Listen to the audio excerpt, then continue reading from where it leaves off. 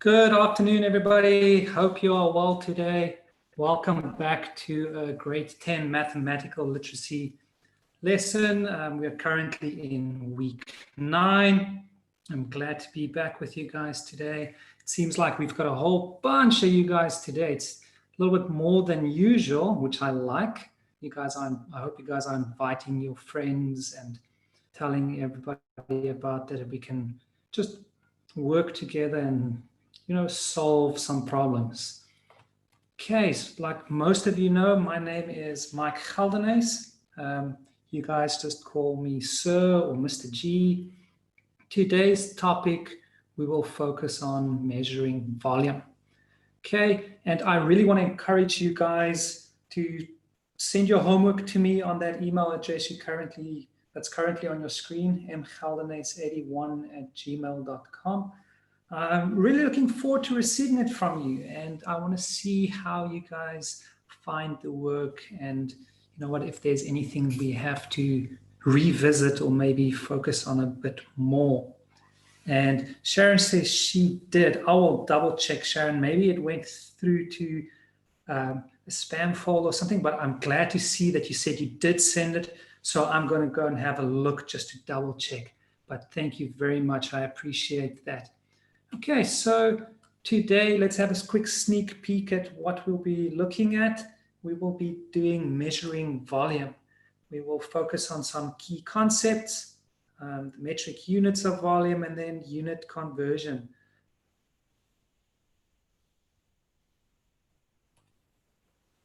Okay, let's look at this. First of all, what we have to ask ourselves, what is volume?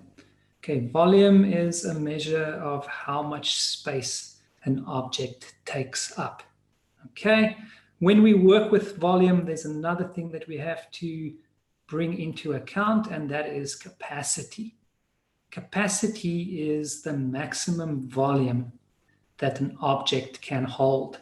So we have to be careful here not to mix up the two. So if I tell you guys, okay, this container is 500 milliliters, then we know that is its capacity.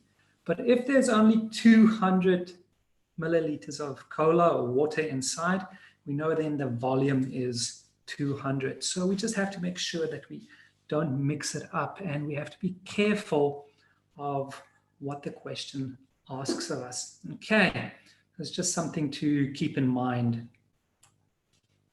Okay, the units we use for measuring volume are as follows. Okay, so who can give me some measure or units that we measure volume in? Let's see quickly. Who can give me some examples of what we measure volume? Okay, there we go. Sharon gave me the first one, L liters. Anybody else can give me any other example of units we use to measure volume?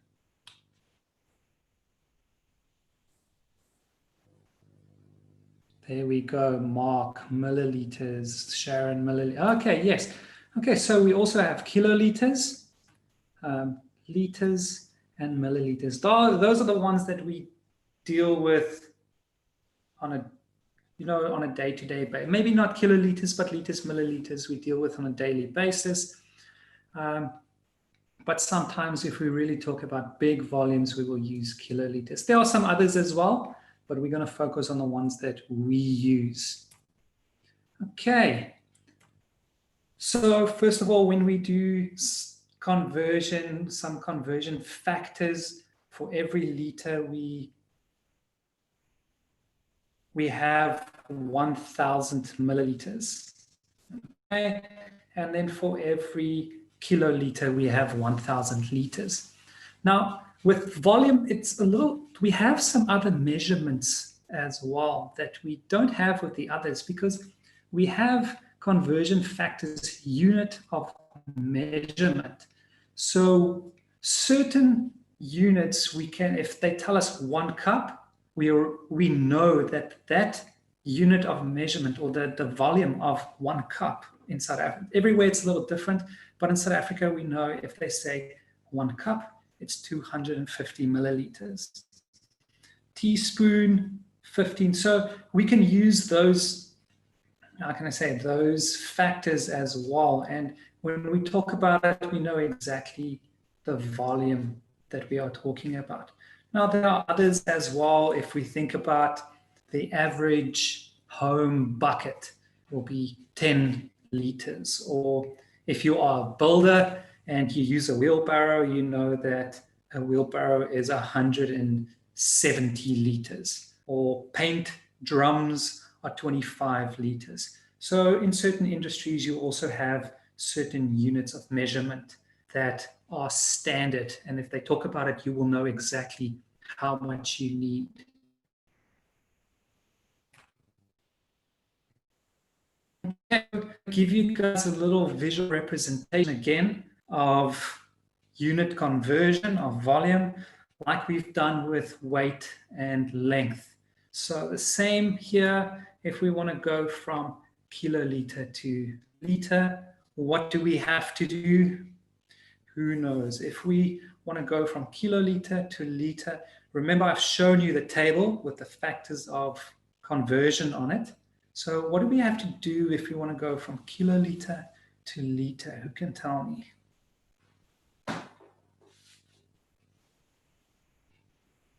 Anybody? We have to, there we go. Thank you, Sharon. Yes, we have to multiply. Thank you, Tracy. There we go. The answers are coming in now nice, fast. Okay, Nkosipile, yes, we multiply. We multiply by 1,000. Okay, and then if we want to go from liter to milliliter, we have to do the same, and we multiply by 1,000. If you guys can remember yesterday with weight, it was also nice and easy. We just worked in factors of 1,000. But with length and distance, there were some extra ones because there were some units that we use on a more regular basis. And there we have some different times. If we moved from meter to centimeter, it was only times 100. And if we moved from centimeter to millimeter, it was only times 10. So I want you guys to really, you have to commit these things to memory. And then, like I mentioned as well, if you go into your test or if you do your homework, scribble these down on a piece of paper so that you can look at it while you do it. And then the more you do it, the better you will become at converting. And you won't make any little mistakes.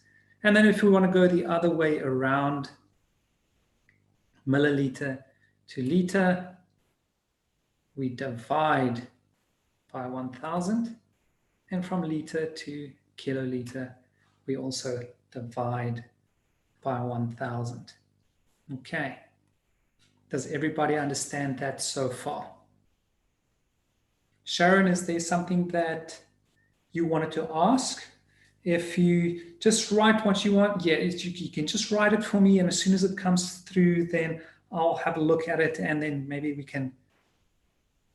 I used to get confused with meters and grams. Okay, we always just have to make sure we work.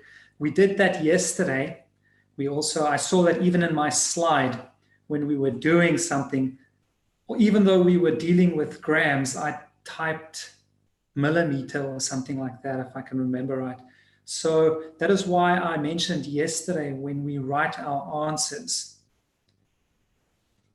that we always have to write down the units we are working with, just so that we don't confuse ourselves and that we know what all parts of the question or all parts of what we are dealing with are in the same unit. Yesterday, I think somebody also, one of our answers were in ton and the other one in kilogram, and they just counted it together without converting first. So because why did we do that? Because we didn't write our units. We have to really make sure about that to make sure that everything is in the same unit. Okay, so here, just a reminder again, we often convert between units to make the numbers simpler to work with. Okay, it's just if we work with bigger amounts, we will use either liter or kiloliter. And then if we use small amounts, we will use milliliter. You don't want to use kiloliters when we're only dealing with baking a cake, because then you will use your entire paper just writing zeros the whole time. Okay, so let's look at some measuring instruments for volume. Now, who can give me some examples of some measuring instruments we use for volume?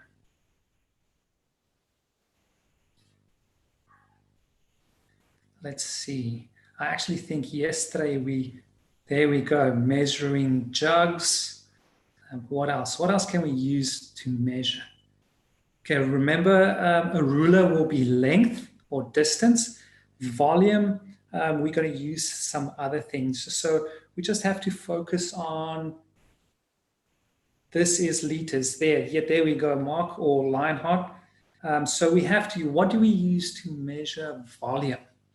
A ruler is for distance and length. So as with length and weight, we use different containers or instruments to measure the volume of different quantities of liquid or dry ingredients. Like I mentioned right at the start, even especially, there are certain objects that have, think about when you drink medicine. They say drink 1 teaspoon.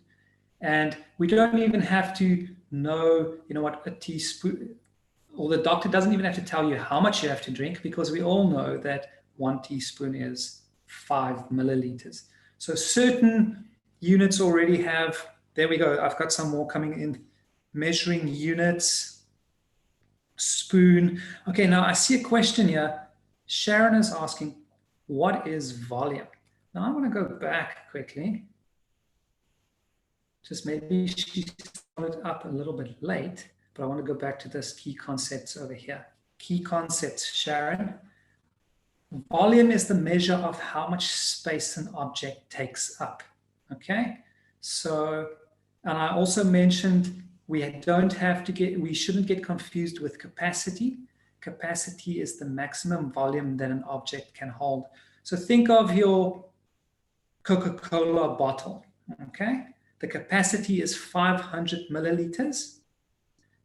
If it is full, yes, then the volume is also 500 milliliters.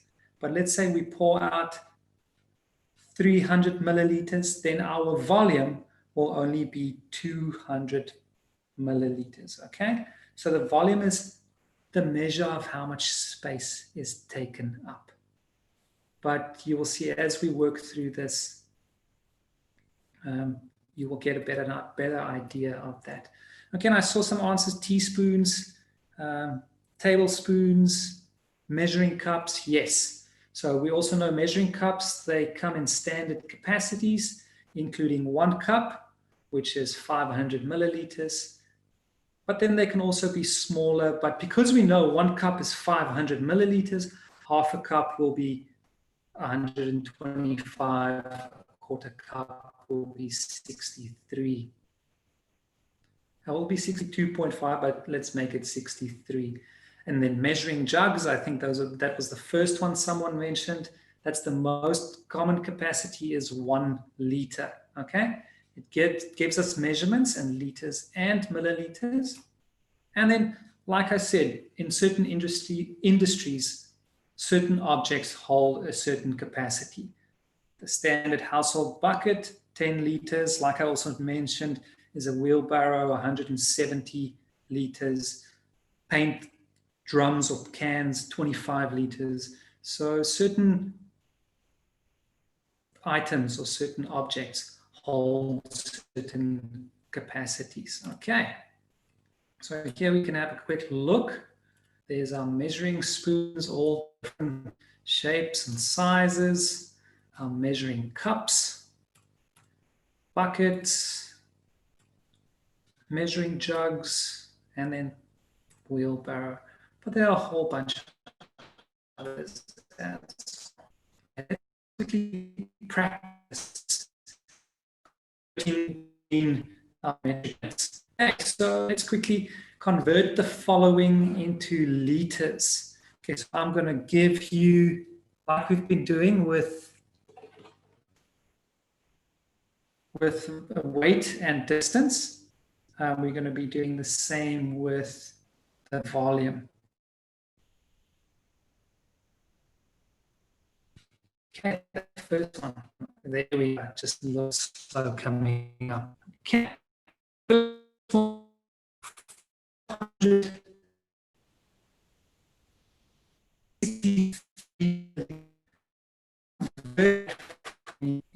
Liters. You can convert for me into liters. I'm going to give you guys a sec to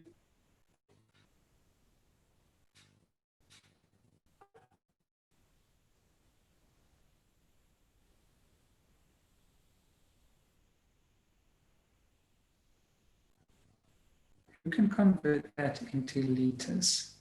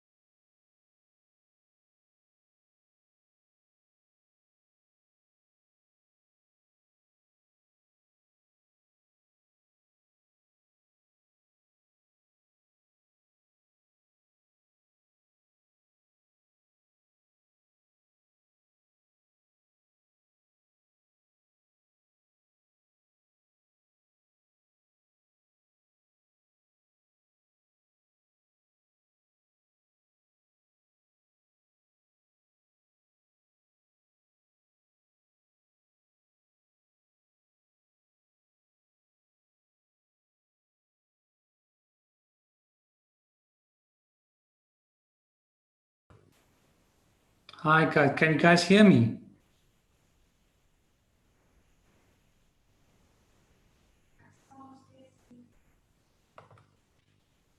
Yes, okay. Sorry guys, I don't know what happened there. Everything on my screen just went blank, but sorry about that. So, sorry, let's quickly continue with this. Convert the following into liters. 463 milliliters. Who can convert that for me into liters?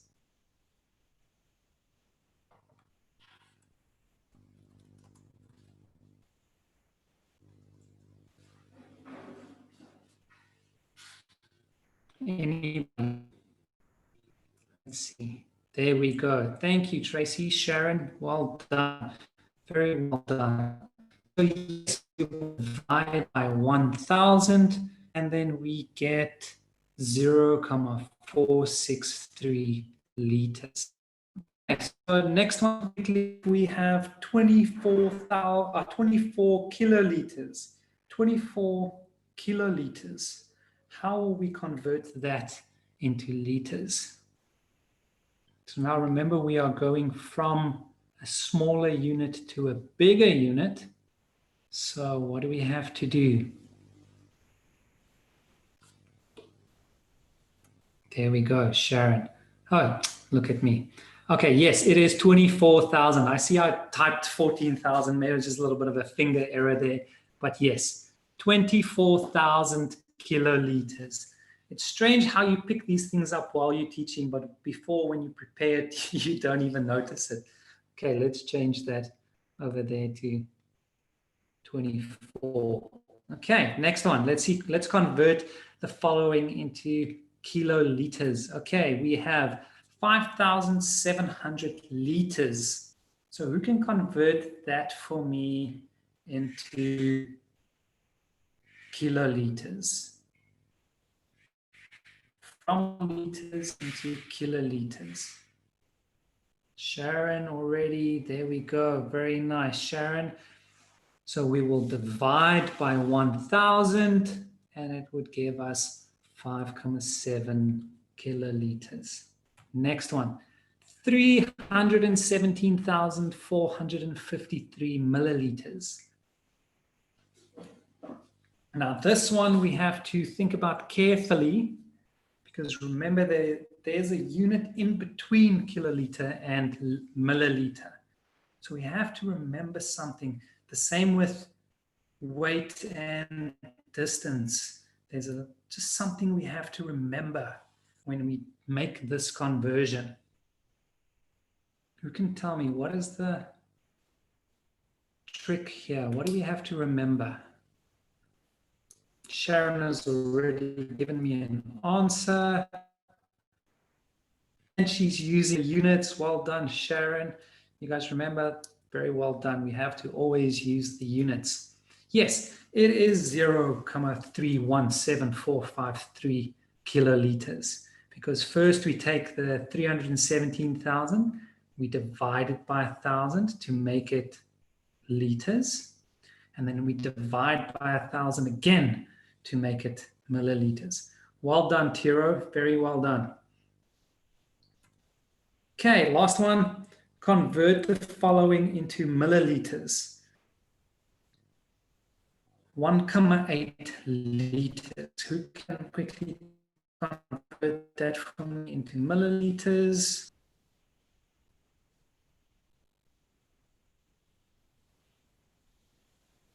Giving you guys a second or two.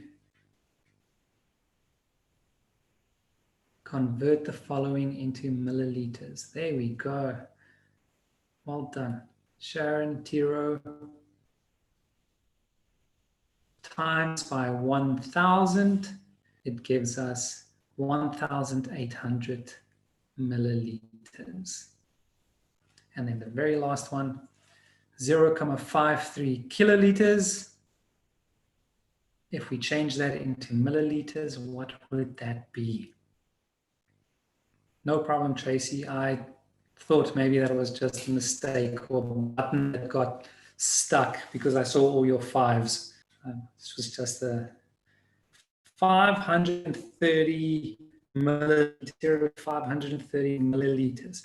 Remember, meters are much smaller than kiloliters, Tiro. So what do we have to do? We have to times by 1,000 to make it a liter, and then times by to make milliliters. So it is 530,000 milliliters. Okay. Just always remember which unit is bigger and smaller. Okay, and that's why I always mention also write it down in sequence so we know which way are we going. Okay, so are you going from kiloliter to milliliter or milliliter to kiloliter? So we have to be careful of making a mistake like that. But well tried, guys. Okay, let's quickly practice. Now, remember, when we do questions, as I always tell you, the first thing we do is we read our question and then we ask ourselves, what do we know? Okay, so an urn of boiling water in an office has a capacity of 20 liters. If it is filled to the maximum capacity, calculate the number of 250 milliliter cups that can be shared from it. After everyone has their morning tea, there are only 6 liters of water left in the urn. How many 250 milliliter cups of water are left in the urn now? And what percentage of the urn still has water in it? Now remember, at the start of our lesson, we spoke about capacity and volume. Now, here's a good example. We know that the capacity, if we look up here in our question, the capacity is 20 liters. Okay, so we know that is how much the urn can hold. And they also say in part A, it is filled to the maximum. So then what would the volume be? Who can quickly tell me what would the volume be if it is filled to maximum?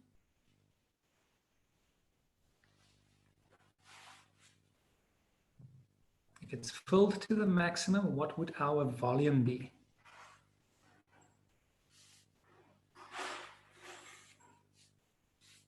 What would our volume be if it's filled to the maximum? 20 liters, Tiro, well done. Yes, it will be 20 liters. So then calculate the number of 250 milliliter cups that can be shared from it. Okay, remember when calculating with mass or weight, or whether it's volume, it is important to convert both measurements to the same unit before attempting a calculation. Okay, and we always convert to the smallest unit. In this case, we are going to work with milliliters. So we've got 20 liters and we have 250 milliliter cups. Okay, so we will just take 20 liters times 1,000.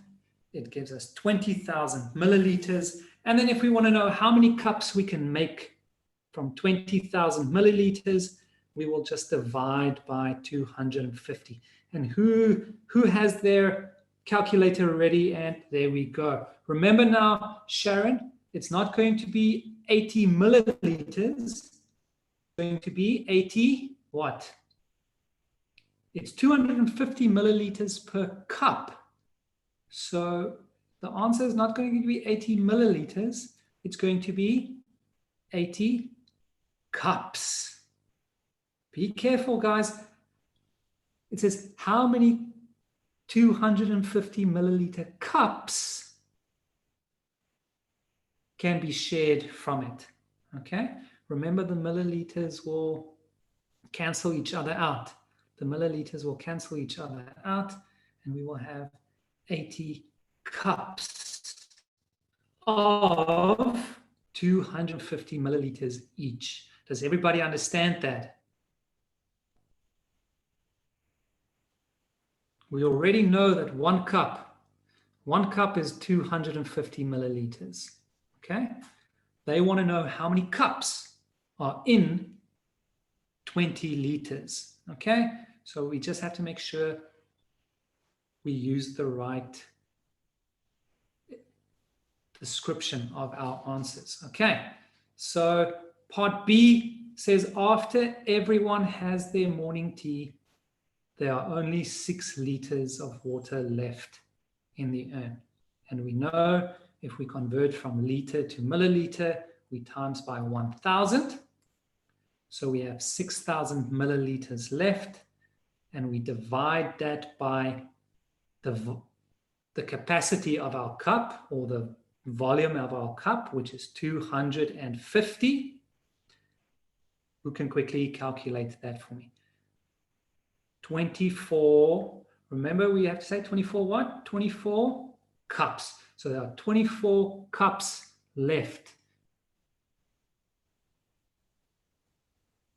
Remember they ask here how many 250 milliliter cups are left in the urn now.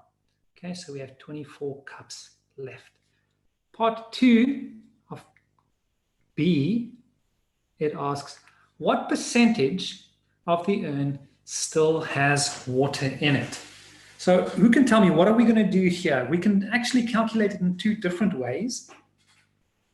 Who thinks they've got an idea of how are we going to calculate the percentage of water still in the urn? What are we going to do? We can do it in 2 different ways.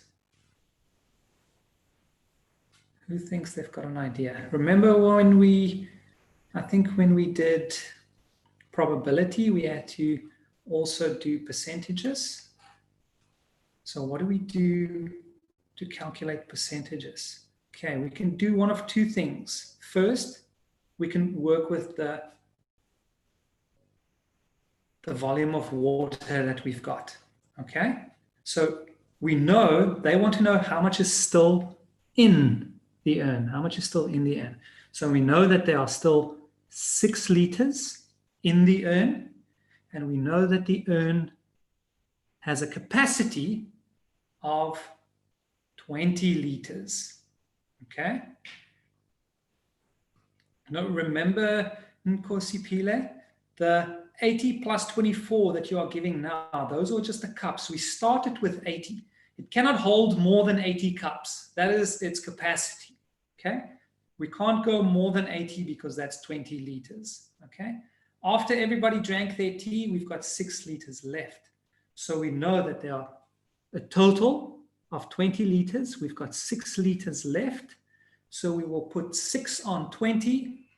6 divided by 20 will give us, or we can, so this is the volume of water. Okay, I see a question. Tracy asked, where did I get the 6? In the question, let's look at part B. It says, after everyone has their morning tea, there are only 6 liters.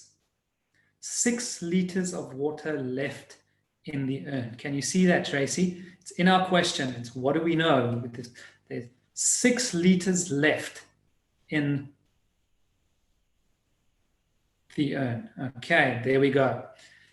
So we have 6 liters left of the capacity of 20 liters or 24 cups, and we're a total of 80 cups. So, and I see Sharon gave us, I think it was Sharon. Sharon gave us the answer. We will divide, and that would give us 0.3. And then if we want to change that into a percentage, we have to times by 100.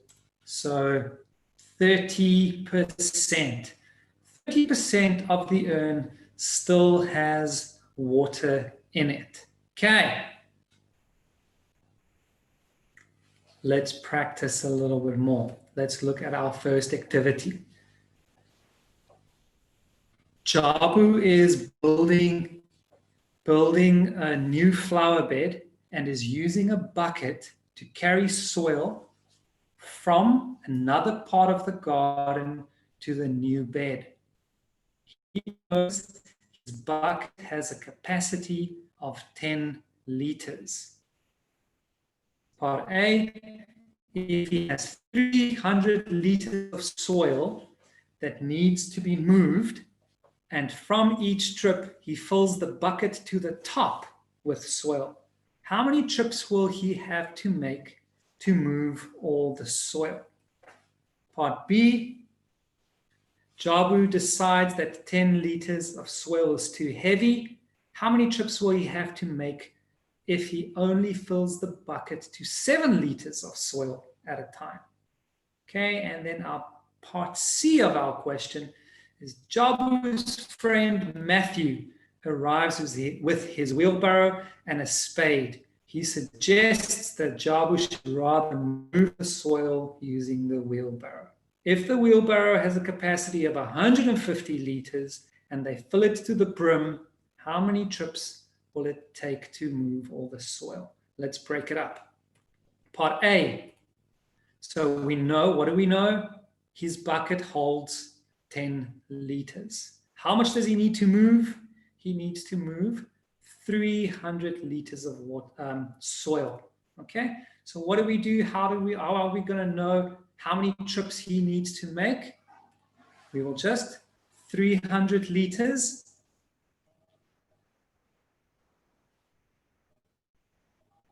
divided by 10 liters, and then what would our answer be? There we go. Thank you, Sharon. Yes, 30 trips. Tiro, there we go. He would need to make 30 trips to move all the soil from the one flower bed to the next flower bed because his bucket only holds 10 liters. Part B, he said 10 liters of soil or a bucket full of soil is too heavy. Now he's only going to fill it with 7 liters of soil. Okay, we're going to do the exact same thing. 300 liters divided by 7. How many trips will he need to make? Let's see, how many trips will he have to make? 42 point. Now, this is where we have to be careful, okay? Now, even if 42 trips. Now, if he only makes 42 trips, there's still going to be some soil left, isn't there? Because the answer is 42.8. If he wants to move everything, okay, he can't just make a 0.8 trip. So whether the bucket is full or not, he is going to have to make at least one more trip to move all the soil. So how many trips will he make?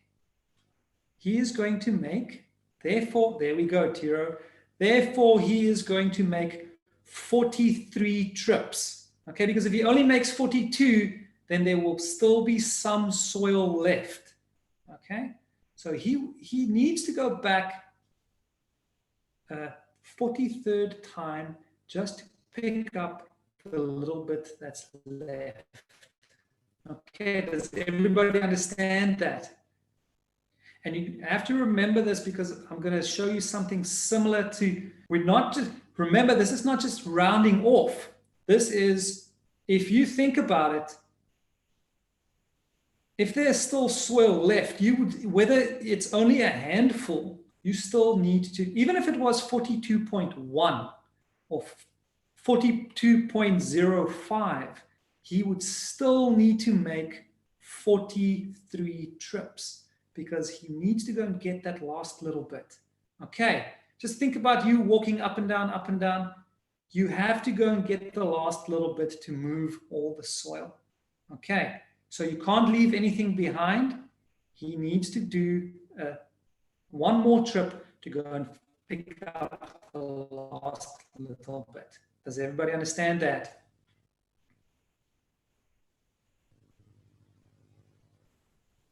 Let's see. Yeah, okay, there we go. I've got a yes from Sharon. Everybody else still with us?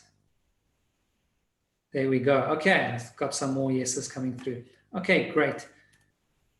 Now, part C of our question says, Jabu's friend Matthew arrives with his wheelbarrow and a spade. He suggests that Jabu should rather move the soil using the wheelbarrow.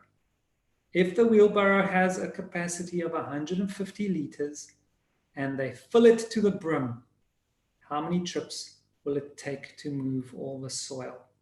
We're going to do the exact same thing, but now the capacity of our container we are using or our object we are using to move the soil is much bigger. So what are we going to do? We know his bucket was 10 liters, but the wheelbarrow is 150 liters. So what are we going to do? 300 liters divided by 150 liters. And how many trips will it take Jabu to complete his task?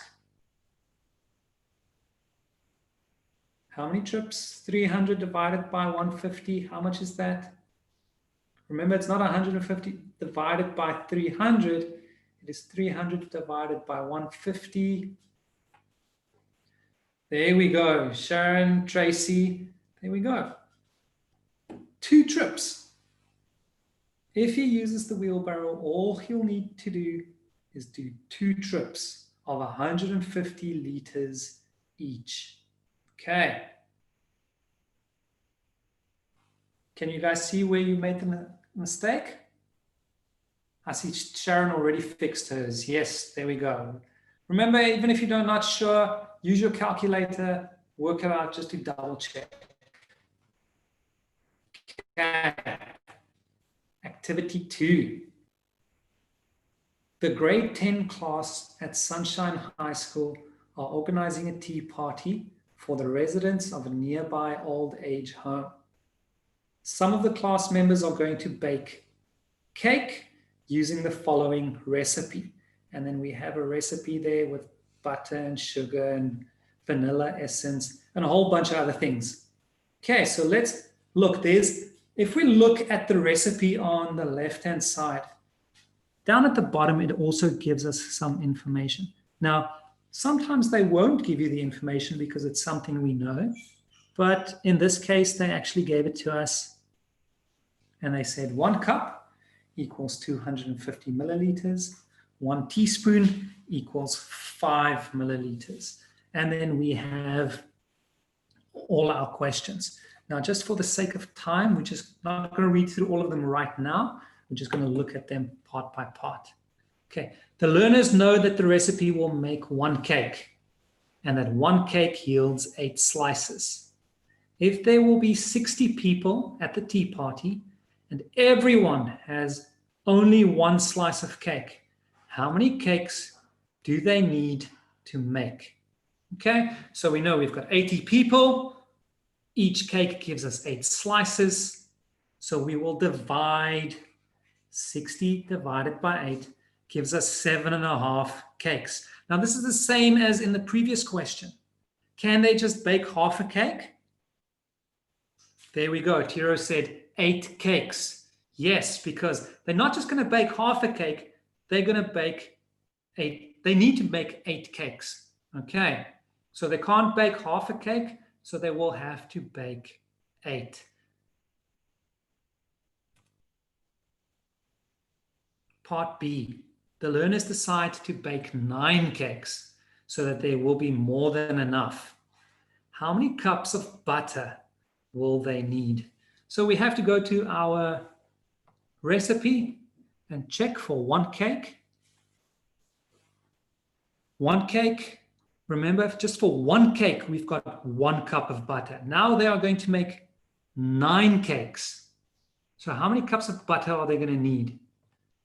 Here we see they're going to make 9 cakes. How many cups of butter will they need?